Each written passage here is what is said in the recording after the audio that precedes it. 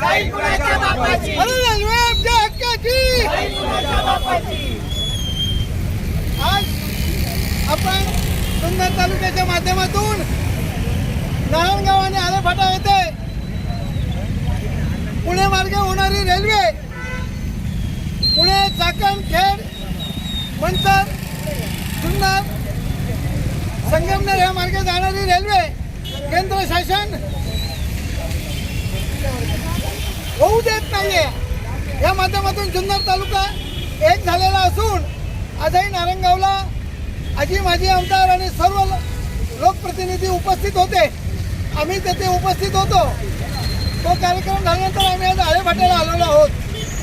आमची एकच मागणी आहे, जर दुर्बीणची अडचण होत असेल केंद्र शासनाला तर दुर्बीण त्यांनी हटवावी आणि आमची हक्काची रेल्वे आमच्या मुलांना नोकरी व्यवसायासाठी दररोजचा अपडाऊन करण्यासाठी शेतीचा माल पुणे नाशिक इथे नेण्यासाठी रेल्वे झालीच पाहिजे।